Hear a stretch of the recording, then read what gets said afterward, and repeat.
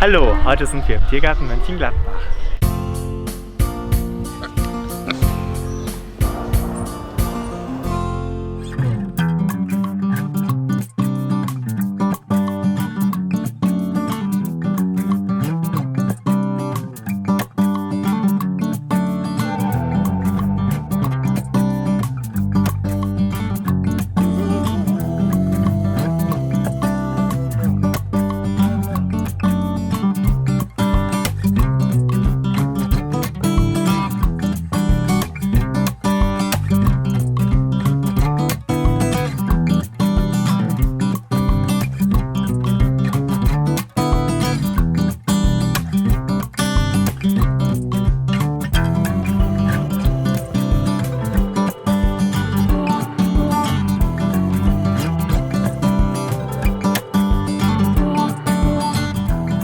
Diese zwei hier gehören zu einer Bande von 5 Grauen, die wir aufgenommen haben von einer Auffangstation in Niedersachsen.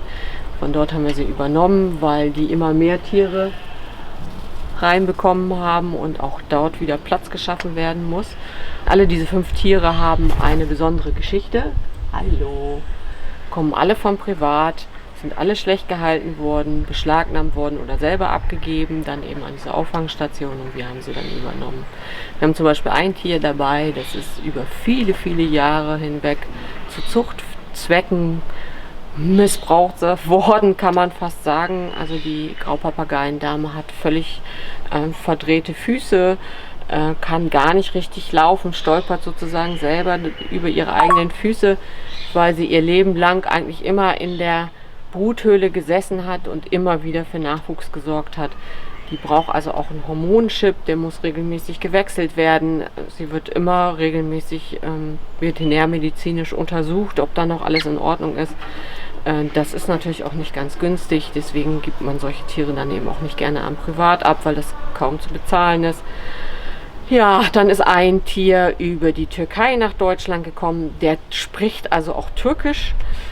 Ich weiß leider nicht, was er sagt, aber das erfreut dann hier doch manche Besuchergruppe auch, ja, wenn der auch mal spricht. Die sprechen eigentlich alle, manche machen einfach nur Geräusche nach, die quietschende Schubkarre oder das Telefon. Der eine telefoniert also immer auch in einer Sprache, die ich nicht verstehe.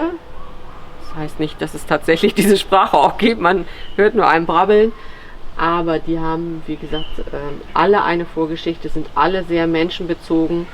Wir unterstützen das aber nicht. Also ich werde die jetzt nicht krabbeln und streicheln, obwohl er das eigentlich gerne möchte scheinbar, weil dann durchaus auch sowas wie Eifersucht aufkommen kann in der Gruppe und die sollen sich miteinander beschäftigen und wieder auch zu ihrem normalen Sozialverhalten zurückfinden.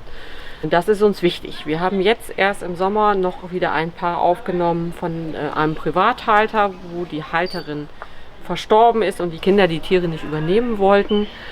Und es war nicht so ganz einfach, die in diese Gruppe zu integrieren. Das haben wir gemacht, indem wir die Tiere hier in diesem neuen Gehege, in dieser neuen Voliere zusammengeführt haben und alle sozusagen erstmal sich neu orientieren mussten in ihrem Lebensraum, mit den Dingen auseinandersetzen, die hier vorhanden sind. Und es ist natürlich viel mehr Platz als vorher vorhanden. Das heißt, die Tiere können sich aus dem Wege gehen, können ausweichen, können hier auch tatsächlich mal mehrere Meter fliegen und das tun sie auch. Und das erleichtert das natürlich erheblich, wenn man neue Tiere in so einen Schwarm integrieren möchte.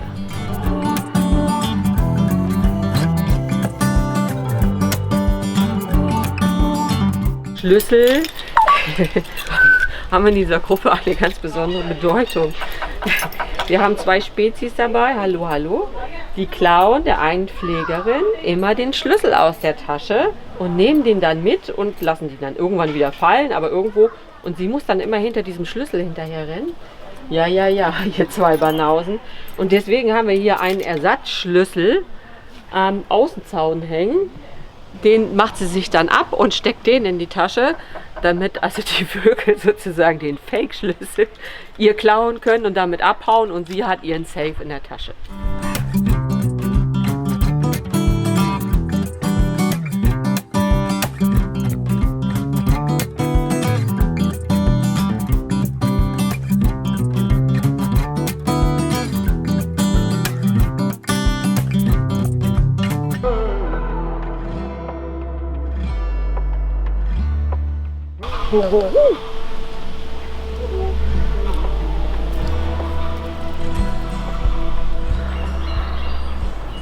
Schreibt jetzt eure Fragen in die Kommentare und vergesst nicht, dem Video einen Daumen nach oben zu geben. Damit ihr kein neues Video mehr verpasst, könnt ihr unseren Kanal kostenlos abonnieren.